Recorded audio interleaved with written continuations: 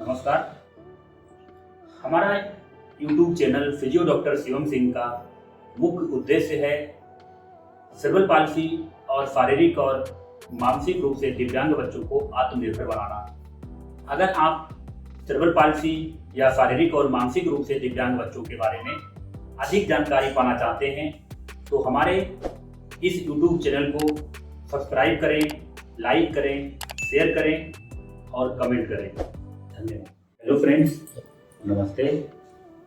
आप सभी का हमारे इस YouTube चैनल में हार्दिक स्वागत है। आज हम इस वीडियो के माध्यम से जानेंगे कि क्वाड्रिप्लेजिक सेरेब्रल पाल्सी क्या होती है और क्वाड्रिप्लेजिक सेरेब्रल पाल्सी होने के क्या क्या कारण होते हैं और इन बच्चों में हमें क्या क्या सिम्टम देखने को मिलते हैं और क्वाड्रिप्लेजिक सेरेब्रल पाल्सी को हम कैसे डायग्नोज कर सकते हैं और इसका क्या इलाज होता है। आज हम इन सभी टॉपिक पर बात करने वाले हैं, तो आप हमारे साथ इस वीडियो के लास्ट तक बने रहें ताकि आपको क्वाड्रिप्लेजिक सेरेब्रल पाल्सी बच्चों के बारे में जानकारी मिल पाए। चलिए अब हम शुरू करते हैं।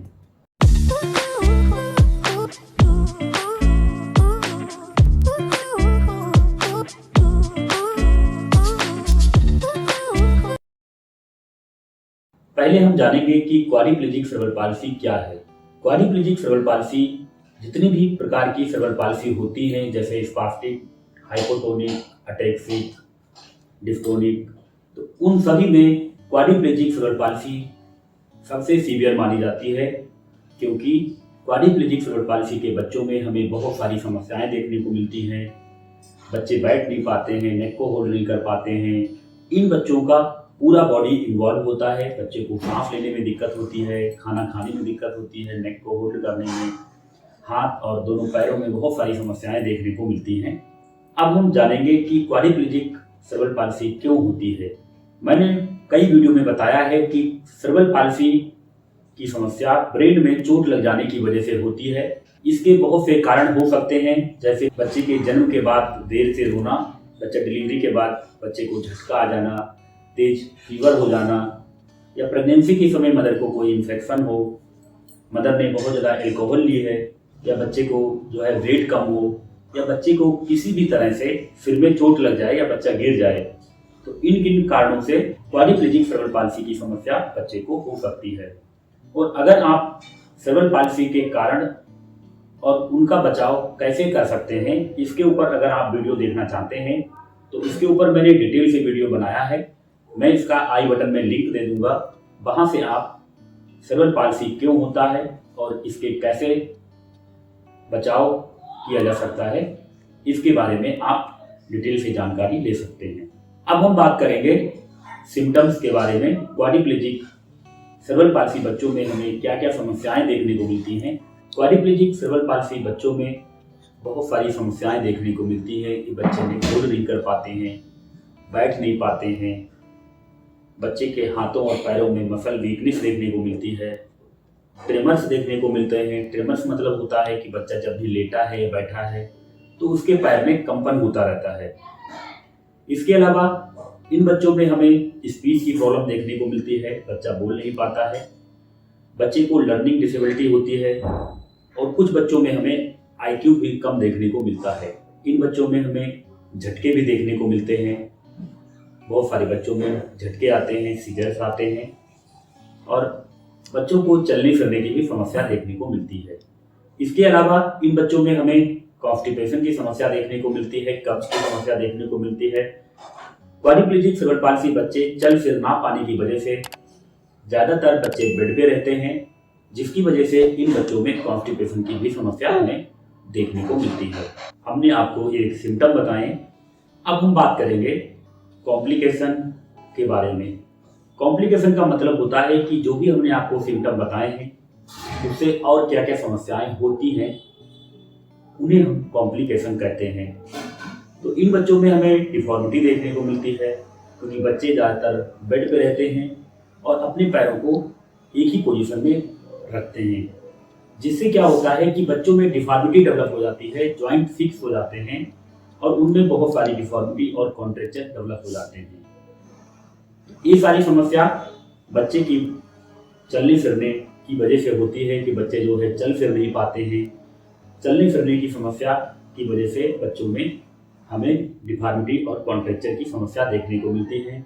इसमें बच्चे में जो है एंकल जॉइंट की डिफॉर्मिटी देखने को मिलती है। बच्चे में इक्विनस बैरस, इक्विनस वैलगस और नी फ्लेक्शन की डिफॉर्मिटी देखने को मिलती है। बच्चा जो है हमेशा अपने घुटनों को इस तरह से, जब भी बच्चा लेटा है तो अपने घुटने को ऐसे मोड़े रहता है। जब भी बच्चे को हम खड़ा करते हैं तो बच्चे दोनों घुटने मोड़ लेते हैं। नी फ्लेक्शन डिफॉर्मिटी इन बच्चों में हमें देखने को मिलती है।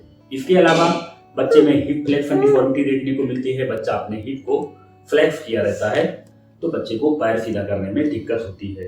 इसके अलावा बच्चे जो है सुपिनेशन मूवमेंट नहीं कर पाते हैं। हमेशा बच्चे को जो है प्रोनेटर पोजीशन में किए होने की वजह से बच्चों में ये सुपिनेटर मूवमेंट नहीं होता है।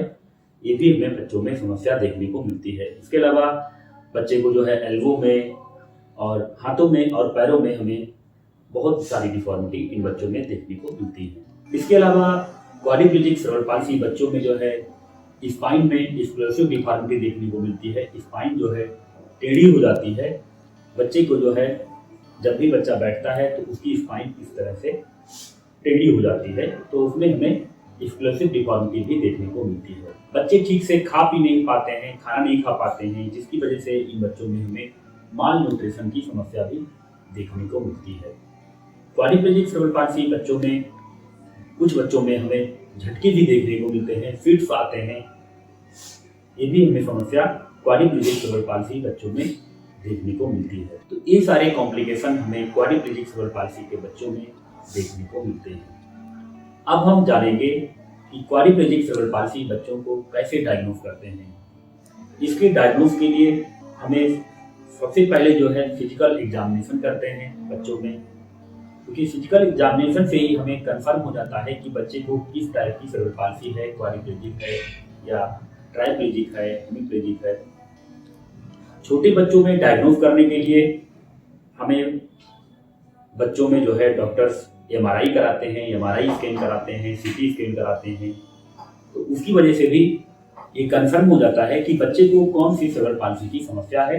बच्चे में जो भी ब्रेन डैमेज होता है वहीं से कंफर्म होता है कि बच्चे में किस टाइप की सेरेब्रल पाल्सी है। तो क्वाड्रिप्लेजिक सेरेब्रल पाल्सी को हम इन कुछ टेस्ट करा के डायग्नोज करते हैं। अब हम बात करेंगे कि क्वाड्रिप्लेजिक सेरेब्रल पाल्सी बच्चों में हमें कौन कौन से ट्रीटमेंट की जरूरत पड़ती है। इसमें हमें पहला जो ट्रीटमेंट हमारा होता है वो फिजियोथेरेपी होता है।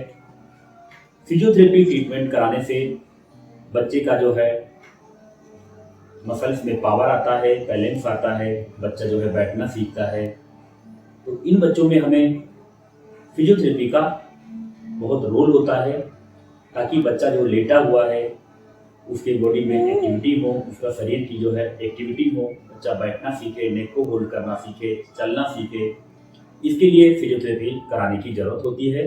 फिजियोथेरेपी में हम एनडीटी थेरेपी देते हैं, न्यूरो डेवलपमेंटल थेरेपी,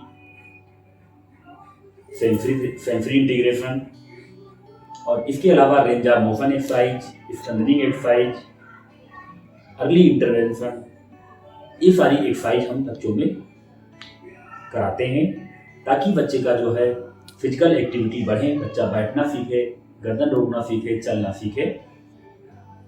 इसके अलावा इन बच्चों में डॉक्टर कुछ मेडिसिन प्रेस्क्राइब करते हैं। इसके अलावा जो नेक्स्ट ट्रीटमेंट होता है वो स्पीच थेरेपी होता है, क्योंकि क्वाड्रिप्लेजिक सेरेब्रल पाल्सी बच्चे बोल नहीं पाते हैं, तो इसके लिए इन बच्चों में हमें स्पीच थेरेपी की जरूरत पड़ती है।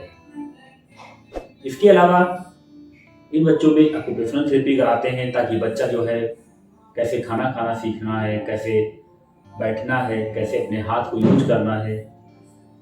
तो ये सारी चीज़ें जो है ऑक्यूपेशनल थेरेपिस्ट कराता है।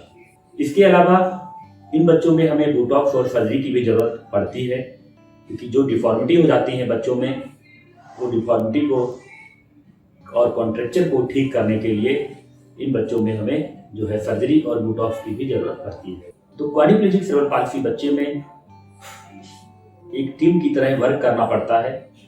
सबका अपना अपना रोल होता है। फिजियोथेरेपिस्ट का रोल होता है कि ताकि बच्चे की फिजिकल एक्टिविटी बढ़े, बच्चा बैठना, नेक को होल्ड करना, रोलिंग करना, पलटना, चलना, ये सीखे। इसके अलावा स्पीच थेरेपिस्ट का रोल होता है बच्चे को जो है बोलना सिखाए।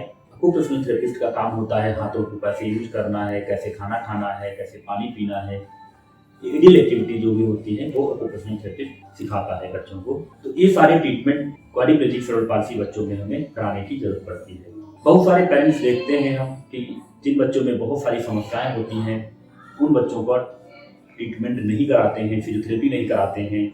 वो सोचते हैं कि हमारे बच्चे में बहुत सारी समस्याएं हैं, बच्चा हमारा ठीक नहीं होगा। बच्चे में कितनी भी समस्या हो, अगर बच्चा आपका बेड पे लेटा हुआ है, अगर वो बच्चा अपने बैठने लगे, चलने लगे सपोर्ट से, तो ये बच्चे के लिए बहुत बड़ा इम्प्रूवमेंट होता है। बच्चे को ट्रीटमेंट कराना चाहिए। सेरेब्रल पाल्सी बच्चों में चाहे समस्या कम हो चाहे ज़्यादा हो, अगर आप लगे हुए हैं तो कुछ ना कुछ रिजल्ट आपको जरूर मिलेगा। और आज तक कोई भी मेडिसिन नहीं बनी है कि सेरेब्रल पाल्सी बच्चे को दे दी जाए और बच्चा जो है चलने लगे। सेरेब्रल पाल्सी बच्चों के सिम्टम को कम किया जा सकता है, उनकी जो समस्याएं हैं उनको कम किया जा सकता है। पूरी तरह से किसी भी मेडिसिन से बच्चों को ठीक नहीं किया जा सकता। तो ऐसे बच्चों को मेहनत करने की ज़रूरत पड़ती है, उनके माता पिता को लगने की ज़रूरत पड़ती है। सेंटर पे आने के साथ साथ आपको घर पे भी ध्यान देने की ज़रूरत पड़ती है ताकि बच्चा जो है आपका इम्प्रूवमेंट करे, इम्प्रूव हो, बच्चे में चलने फिरना, बैठना, उठना आए। मैंने कई वीडियो में बताया है कि सेरेब्रल पाल्सी बच्चों में माता पिता का बहुत बड़ा रोल होता है। जो भी पेरेंट्स अपने बच्चे में लगे रहते हैं उन बच्चों में हमें बहुत ही अच्छा रिजल्ट देखने को मिलता है। आपका अगर सेरेब्रल पाल्सी बच्चा है जो बैठना, चलना या नेक को होल्ड करने की समस्या है, खड़े होने की समस्या है, तो आप एक बार हमारा वीडियो ऑनलाइन कंसल्टेशन ले सकते हैं, जिसके लिए आपको हमारे सेंटर के दिए गए नंबर पर कॉल करना पड़ेगा। तो आज का ये वीडियो था हमारा, जिसमें हमने क्वाड्रिप्लेजिक सेरेब्रल पाल्सी के बारे में आपको जानकारी देने की कोशिश की है। अगर हमारा वीडियो अच्छा लगे तो हमारे इस चैनल को लाइक करें, सब्सक्राइब करें। वीडियो को लास्ट तक देखने के लिए आप सभी का बहुत बहुत धन्यवाद।